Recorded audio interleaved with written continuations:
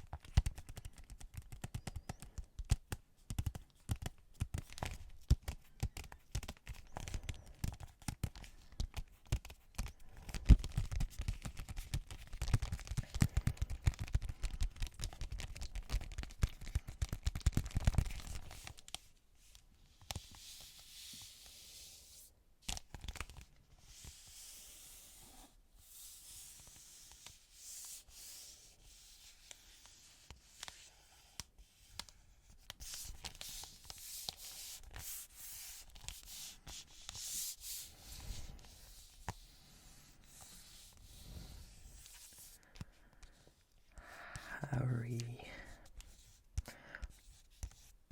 Potter. Harry Potter. I would do the Philosopher's Stone, but my fingers are too fat and the writing's too small, so I won't really be able to trace them properly. But actually, do you know what? We'll give it a go. And the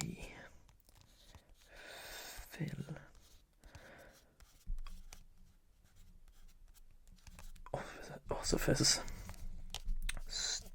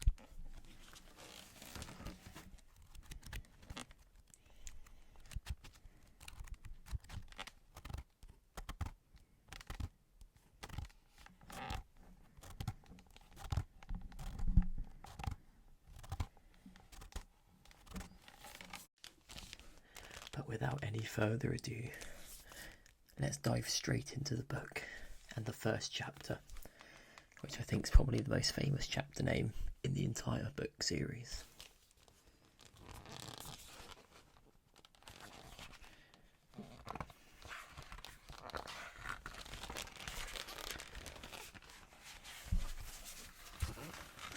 As you can see, it actually does have all 17 normal chapters in the book.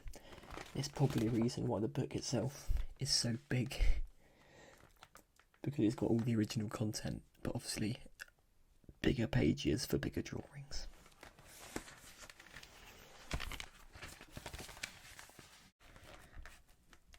Chapter 1. The Boy Who Lived. Mr. and Mrs. Dursley of number 4 Privet Drive were proud to say they were perfectly normal. Thank you very much. They were the last people you'd expect to be involved in anything strange or mysterious, because they just didn't hold with such nonsense. Mr. Dursley was the director of a firm called Grunnings, which made drills.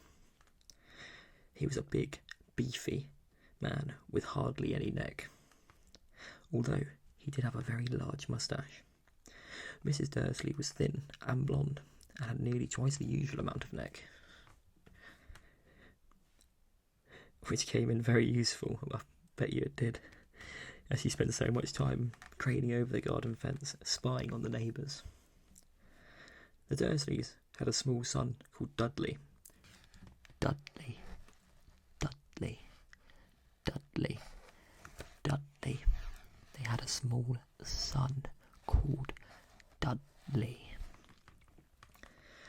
And in their opinion, there was no finer boy anywhere. The Dursleys had everything they wanted, but they also had a secret, and their greatest fear was that somebody would discover it. They didn't think they could bear it if anyone found out about the Potters. Mrs. Potter was Mrs. Dursley's sister, but they hadn't met for several years. In fact, Mrs. Dursley pretended she didn't have a sister, because her sister and her good-for-nothing husband were about as un-Dursley as was possible to be. The Dursleys shuddered to think what the neighbours would say if the Potters arrived in the street. The Dursleys knew that the Potters would have a small son too, but they'd never seen him. Let me just give you a quick preview. Sorry, this is quite a loud book. I might have to try and tone it down a bit. It's a bit creaky.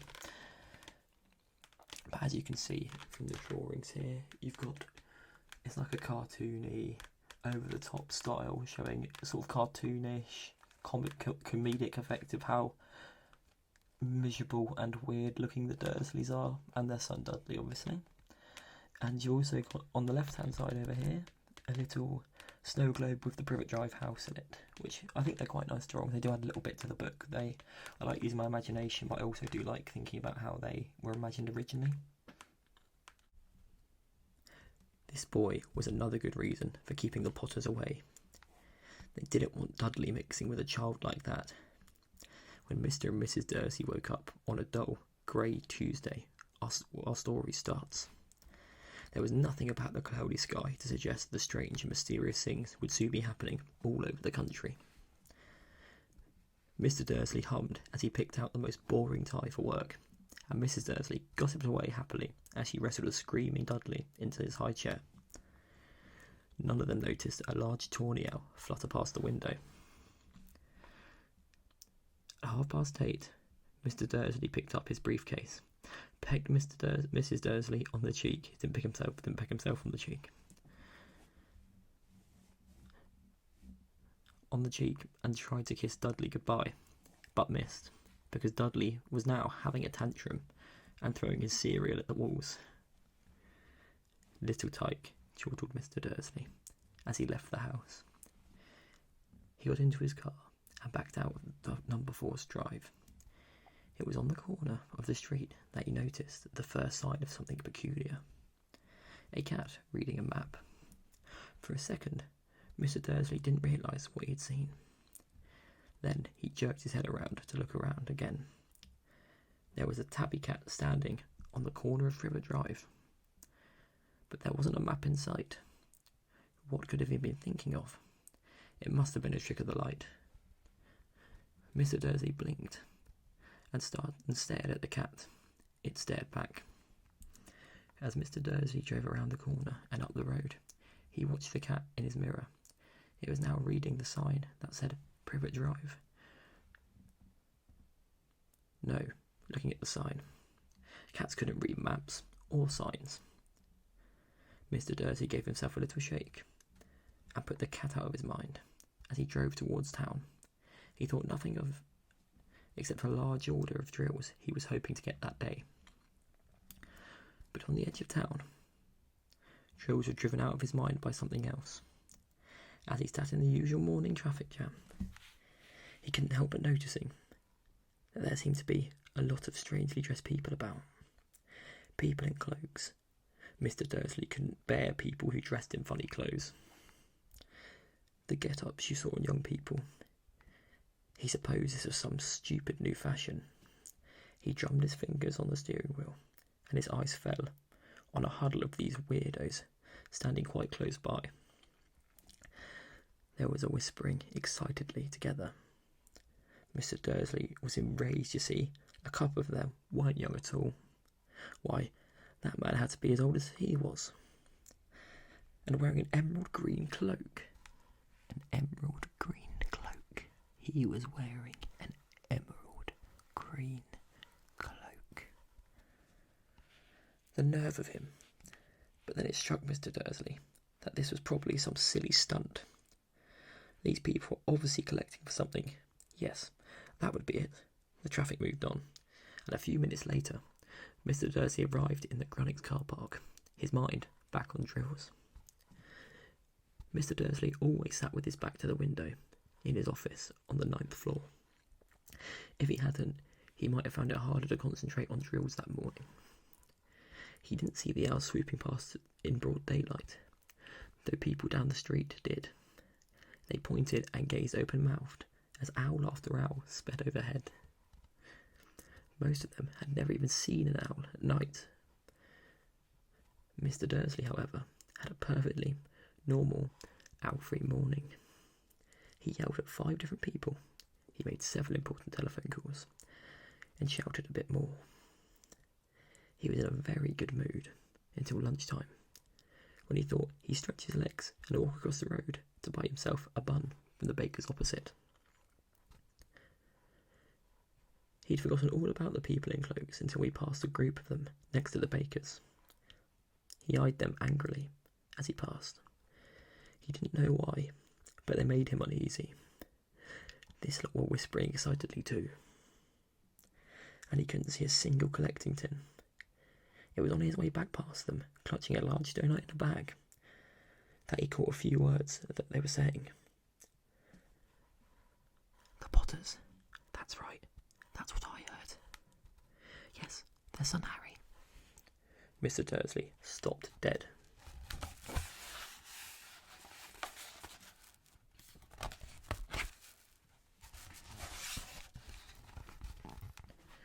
Fear flooded him. He looked back at the whisperers as if they wanted to say something, but he thought better of it. He dashed back across the road, hurried up to his office, snapped at his secretary, and told him not to disturb him, seized his telephone, and had almost finished dialing his home when he changed his mind. He put the receiver back down and stroked his moustache, thinking, no, he was being stupid. Potter wasn't such an unusual name. He was sure there were loads of people called Potter who had a son called Harry. Come to think of it, he wasn't even sure his nephew was called Harry. He'd never even seen the boy. It might have been Harvey or Harold. There was no point in worrying Mrs. Dursley. She always got so upset at any mention of her sister. He didn't blame her if he had a sister like that. But all the same, those people in cloaks. He found it a lot harder to concentrate on drills that afternoon. And when he left the building at 5 o'clock, he was still so worried that he walked straight into someone just outside the door. Sorry, he grunted, as a tiny old man stumbled and almost fell. It was a few seconds before Mr. Dursley realised that this man was wearing a violet cloak. He didn't seem at all upset at almost being knocked to the ground. On the contrary, his face split into a wide smile, and he said in a squeaky voice that made passers-by stare, "Don't be sorry, my dear sir, for nothing could upset me today. Rejoice, you know who has gone at last. Even muggles like yourself should be celebrating. This is a happy, happy day." And the old man hugged Mr. Dursley around the middle and walked off. Mr. Dursley stood rooted to the spot. He had been hugged by a complete stranger. He also thought he'd been called a muggle, whatever that was. He was rattled. He hurried to the car and set off home. He was hoping that he was imagining things which he'd never hoped before, because he didn't approve of imagination. As he pulled into the driveway of number 4, the first thing he saw, it didn't improve his mood, was the tabby cat he'd spotted the morning. It was now sitting on his garden wall. He was sure that it was the same one. It had to be, had the same markings around its eyes. "Shoo," said Mr. Dursley loudly. That cat didn't move. It just gave him a stern look. Was this normal cat behaviour? Mr. Dursley wondered, trying to pull himself together. He let himself into the house. He was still determined not to mention anything to his wife. Mrs. Dursley had a nice, normal day. She told him over dinner about all Mrs. Next Door's problems with her daughter, and how Dudley had learned a new word. Shan't. Shan't. Shan't. Shan't. Shan't. Shan't. Shan't. Shan't. Shan't. Mr. Dursley tried to act normal. When Dudley had been put to bed, he went into the living room, in time to catch the last report of the evening news. And finally, bird orchards everywhere have reported the nation's owls have been behaving very unusually today. Although owls normally hunt at night and hardly ever seen in the daylight, there have been hundreds of sightings of these birds, flying in every direction since sunrise. Experts are unable to explain why the owls have suddenly changed their sleeping pattern.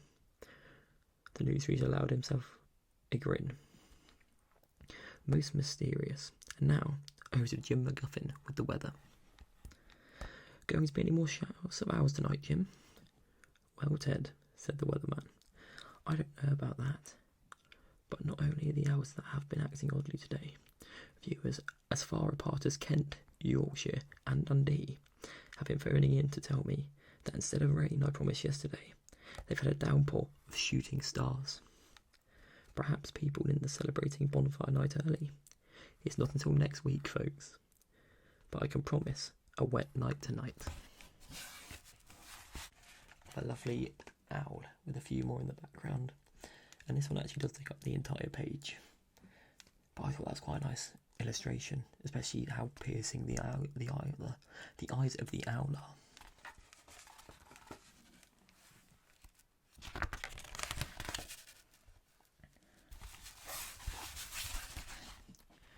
Mr. Dursley sat frozen in his armchair. Shooting stars all over Britain, owls flying by daylight, mysterious people in cloaks all over the place, and a whisper about the Potters. Mrs. Dursley came into the living room carrying 2 cups of tea. It was no good. He'd have to say something to her. He cleared his throat nervously. "Petunia, dear, you haven't heard of your sister lately, have you?" As he expected, Mrs. Dursley looked shocked and angry. After all, they normally pretended she didn't have a sister. "No," she said sharply. "Why?" "Funny stuff on the news," Mr. Dursley mumbled. "Owls, shooting stars, and there are a lot of funny-looking people in town today." "So," snapped Mrs. Dursley. "Well, I just thought maybe it was something to do with, her lot." Mrs. Dursley sipped her tea through pursed lips. Mr. Dursley wondered whether he dared tell her he'd heard the name of Potter. He decided he didn't dare. Instead, he said casually as he could, "Their son. He'd be about Dudley's age now, wouldn't he?" "I suppose so," said Mrs. Dursley, stiffly. "What's his name again? Howard, isn't it?" "Harry. Nasty common name, if you ask me." "Oh, yes," said Mr. Dursley, his heart sinking horribly. "Yes, I quite agree." He didn't say another word on the subject. As they went upstairs to bed, Mrs. Dursley was in the bathroom, and Mr. Dursley crept into the bedroom window and peered down into the front garden. The cat was still there. It was staring down Privet Drive, as though it was waiting for something. Was he imagining things? Could all of this have anything to do with the Potters? If it did, if it got out they were related to a pair of, well, he didn't think he could bear it. The Dursleys got into bed. Mrs. Dursley fell asleep quickly, but Mr. Dursley lay awake, turning it all over in his head. His last comforting thought before he fell asleep was that even if the Potters were involved, there was no reason for them to come near him and Mrs. Dursley. The Potters knew very well what he and Petunia thought about them and their kind. He couldn't see how he and Petunia could get mixed up in anything that might be going on. He yawned, turned over. It couldn't affect them. How very wrong he was. Mr. Dursley might have been drifting into an uneasy sleep, but the cat on the wall outside was showing no signs of sleepiness. It was sitting as still as a statue, its eyes fixed, unblinkingly, on the far corner of Privet Drive. It didn't so much as quiver when a car door slammed in the next street, nor when 2 owls swooped overhead. In fact, it was nearly midnight before the cat moved at all. A man appeared on the corner of the cat had been watching. Appeared so suddenly and silently, you'd have thought that just popped out of the ground. The cat's tail twitched, and its eyes narrowed. Nothing like this man had ever been seen in Privet Drive. Judging by the silver hair and the beard, which were both long enough to tuck into his belt, he was wearing long robes, a purple cloak, which fell to the ground, and high-heeled, buckled boots. His blue eyes were light, bright, and sparkling behind half-moon spectacles, and his nose was very long and crooked, as though it had been broken at least twice. This man's name was Albus Dumbledore. Dumbledore. Dumbledore. Dumbledore. Dumbledore. Dumbledore. Albus Dumbledore. Albus Dumbledore didn't seem to realise that he had just arrived in the street where everything from his name to his boots was unwelcome. He was busy rummaging in his cloak, looking for something, but he did seem to realise he was being watched, because he looked up suddenly at the cat, which was still staring at him from the other end of the street. For some reason, the sight of the cat seemed to amuse him. He chuckled and muttered, "I should have known." He had found out he was looking for in the side of his pocket. It seemed to be a silver cigarette lighter. He flickered it open and held it up in the air and clicked it. The nearest street lamp went out with a little pop. He clicked it again, and the next lamp flickered into darkness. 12 times he clicked it and put the outer, until the only lights left on the whole street were 2 tiny pinpricks in the distance, which were the eyes of the cat watching him. If anyone looked out of their window now, even beady-eyed Mrs. Dursley, they wouldn't be able to see anything that was happening down the pavement.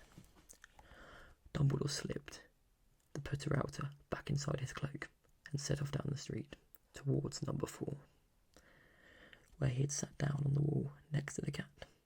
He didn't look at it, but after a moment he spoke to it, Fancy seeing you here, Professor McGonagall. He turned to smile at the tabby, but I had gone. Instead, he was smiling at a rather severe-looking woman who was wearing square glasses, exactly the shape of the markings that the cat had around its eyes. She too was wearing a cloak, an emerald one. Her hair, black, was drawn into a tight bun. She looked distinctly ruffled. "How did you know it was me?" she asked. "My dear Professor, I've seen a cat sit so stiffly." "You'd be stiff if you'd been sitting on a brick wall all day," said Professor McGonagall. "All day? When you could have been celebrating. I must have passed a dozen feasts and parties on the way here."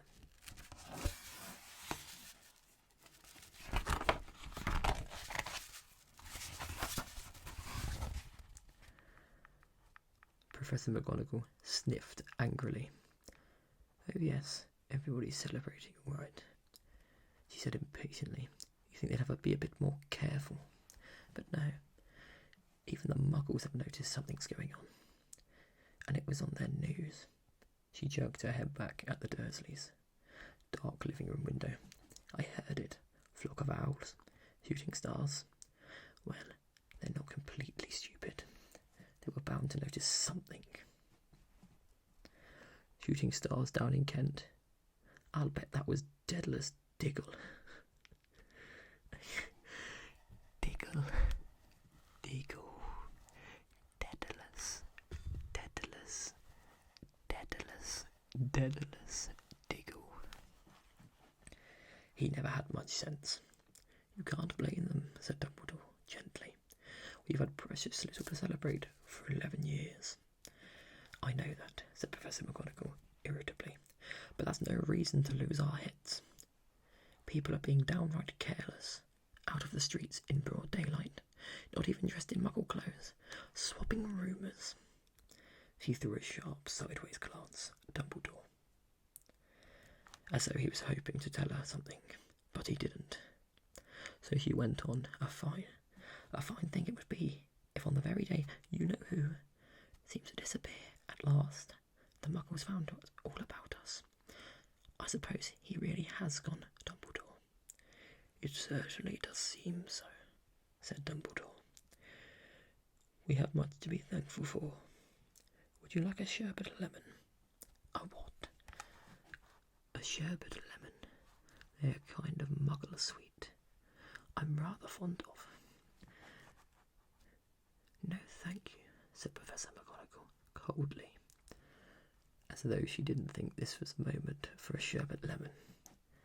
"As I say, even if you-know-who has gone, my dear Professor, surely a sensible person like yourself can call him by his name. All this you-know-who nonsense for 11 years. I've been trying to persuade people to call him by his proper name, Voldemort." Professor McGonagall flinched, but Dumbledore, who was unsticking 2 sherbet lemons, seemed not to notice. "It gets all so confusing if we keep saying you-know-who. I've never seen any reason to be frightened of saying Voldemort's name." "I know you haven't," said Professor McGonagall, sounding half exasperated, half admiring. "But you're different. Everyone knows you're the only one. You-know-who. All right. Voldemort was frightened of." "You flatter me," Dumbledore said calmly. "Voldemort had powers I will never have. Only because you're too, well, noble to use them. It's lucky it's dark. I haven't blushed so much since Madame Pomfrey told me she liked my new earmuffs." Professor McGonagall shot a sharp look at Dumbledore and said, "The owls are nothing to the rumours that are flying around. You know that everyone's saying about why he's disappeared, about who finally stopped him." It seems that Professor McGonagall had reached the point she was most anxious to discuss. The real reason she had been waiting on a cold, hard wall all day, for neither as a cat nor woman had she fixed Dumbledore with such a piercing stare as she did now. It was plain that whatever everyone was saying, she was not going to believe it until Dumbledore told her it was true. Dumbledore, however, was choosing another sherbet lemon and did not answer.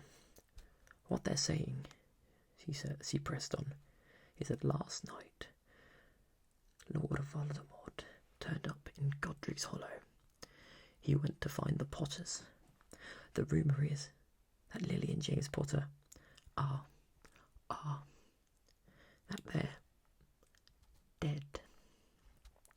Dumbledore bowed his head. Professor McGonagall gasped. Lily and James, I can't believe it. I didn't want to believe it. Oh, Albus. Dumbledore reached out and patted her on her shoulder.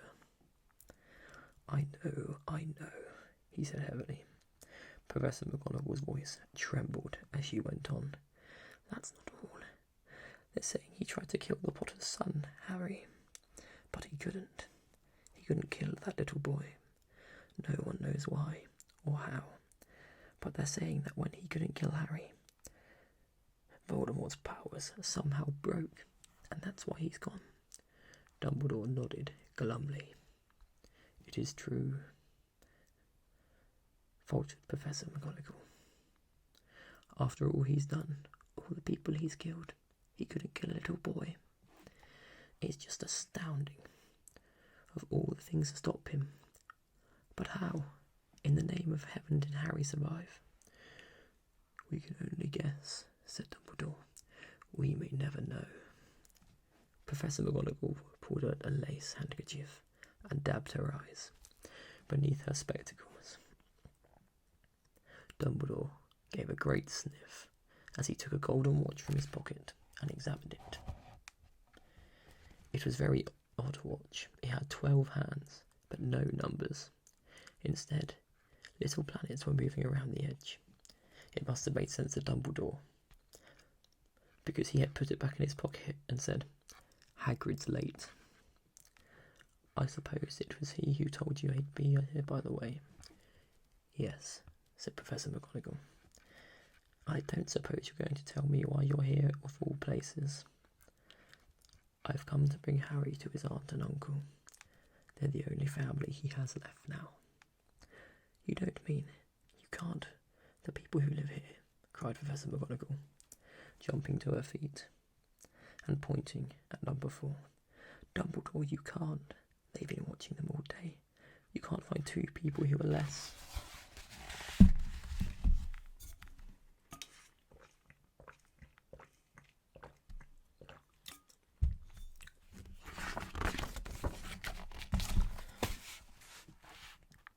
Like us. They've got this son. I saw him kicking his mother all the way up the street, screaming for sweets. Harry Potter, come and live here. It's the best place for him, said Dumbledore firmly. His aunt and uncle will be able to explain everything to him when he's older. I've written them a letter. A letter, repeated Professor McGonagall faintly, sitting back down on the wall. Really, Dumbledore, you think you can explain all this in a letter? These people will never understand him. He'll be famous, a legend. I wouldn't be surprised if today was known as Harry Potter Day in the future. There'll be books written about Harry. Every child in our world will know his name. Exactly, said Dumbledore, looking very seriously over the top of his half-moon glasses. It'd be enough to turn any boy's head. Famous before he can walk and talk. Famous for something he won't even remember. Can't you see how much better he'd be growing up away from that all until he's ready to take it? Professor McGonagall opened her mouth, changed her mind and swallowed, and then said, Yes, you're right, of course. But how is a boy getting here? Dumbledore. She eyed his cloak suddenly, as though she thought he might be hiding Harry underneath it. Hagrid's bringing him. You think it wise to trust Hagrid with something as important as this. I would trust Hagrid with my life, said Dumbledore. I'm not saying his heart isn't in the right place, said Professor McGonagall, grudgingly, but you can't pretend he's not careless. He does tend to. What was that? A low, rumbling sound had broken the silence around them. It grew steadily louder as they looked up and down the street for some sign of a headlight. It swelled to a roar as they both looked up to the sky, and a huge motorbike fell out of the air and landed on the road in front of them. If the motorbike was huge, it was nothing compared to the man sitting astride it. He was almost twice as tall as a normal man, and at least 5 times as wide. He looked simply too big to be allowed, and so wild, long tangles of black, bushy hair and beard hid most of his face. He had hands the size of dustbin lids, and his feet in their leather boots were like baby dolphins. In his vast, muscular arms, he was holding a blanket. Hagrid, said Dumbledore, sounding relieved. And where did you get that motorbike? Borrowed it, Professor Dumbledore, sir, said Hagrid, to the giant climbing carefully off the motorbike. As he spoke, young Sirius Black lent it to me. I've got him, sir. No problems, were there? No, sir. House was almost destroyed, but I got him out of there all right before the muggles started swarming around. He fell asleep as we was flying over Bristol. Dumbledore and Professor McGonagall bent forward over the bundle of blankets. Inside, just visible, was a baby boy, fast asleep. Under a tuft of jet black hair over his forehead, they could curiously see a shaped cut, like a bolt of lightning. Is that where? Professor McGonagall whispered. Yes, said Dumbledore. He'll have that scar forever. Couldn't you do something about it, Dumbledore? Even if I could, I wouldn't. Scars come in useful. I have one above my left knee, which is a perfect map of the London Underground. Well, give him here, Hagrid. We'd better get this over with. Dumbledore took Harry in his arms and turned towards the Dursleys' house.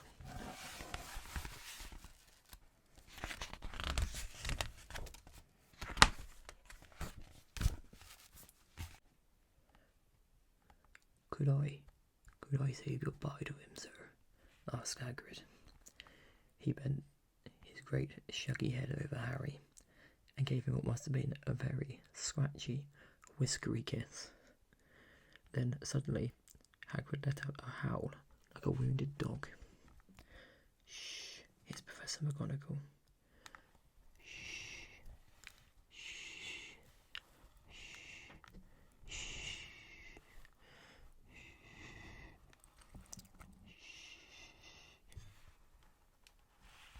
Hissed Professor McGonagall. You'll wake the muggles. Sorry, sobbed Hagrid, taking out a large spotted handkerchief and burying his face in it. But they can't stand it. Lily and James dead. Poor little Harry, off to live with muggles. Yes, it's very sad. But get a grip of yourself, Hagrid, or it'll be found. Professor McGonagall whispered, patting Hagrid gingerly on the arm as Dumbledore stepped over the lower garden wall and walked to the front door. He laid Harry gently on the doorstep, took a letter out of his cloak, tucked it inside Harry's blankets, and then came back to the other two. For a full minute, the three of them stood and looked at the little bundle. Hagrid's shoulders shook. Professor McGonagall blinked furiously, and the twinkling light that usually shone from Dumbledore's eyes seemed to have gone out. Well, said Dumbledore, finally. That's that. We've no business staying here. We may as well go and join the celebrations. Yeah, said Hagrid, in a very muffled voice. I'd best be getting this bike back away. Good night. Professor McGonagall. Professor Dumbledore, sir. Wiping his streaming eyes off his jacket sleeve, Hagrid swung himself onto the motorbike and kicked the engine into life. With a roar, it rose into the air and off into the night. "I shall see you soon, I expect, Professor McGonagall," said Dumbledore, nodding to her. Professor McGonagall blew her nose in reply. Dumbledore turned and walked back down the street. On the corner, he stopped and took out his silver putter-outer.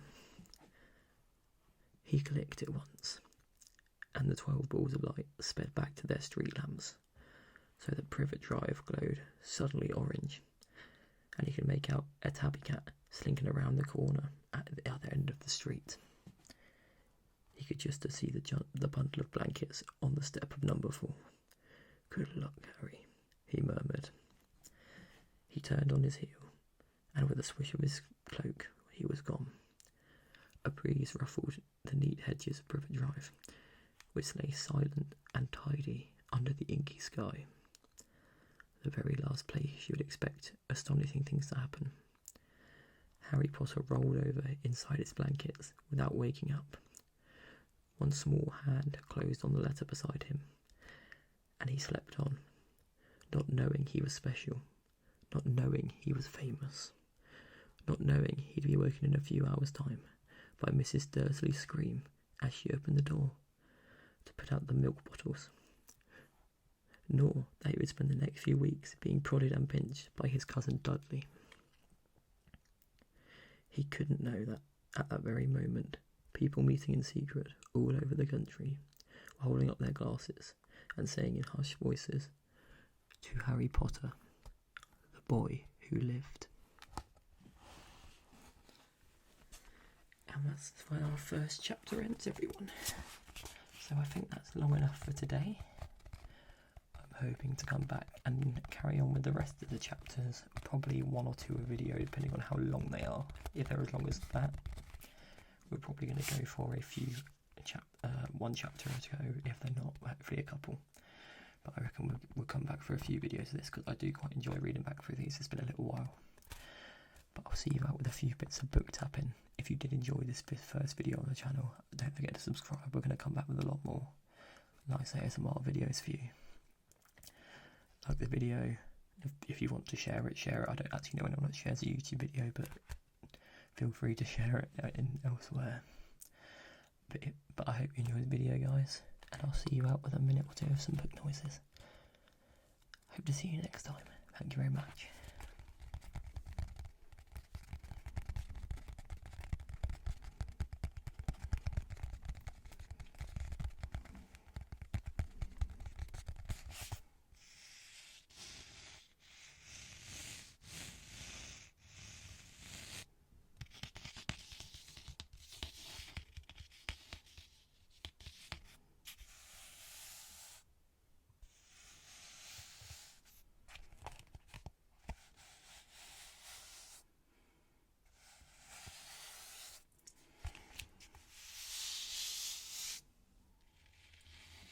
Harry Potter, Harry Potter, and the Philosopher's Stone. Harry Potter, the boy who lived, the boy who lived, the boy who lived. Harry Potter and the Philosopher's Stone.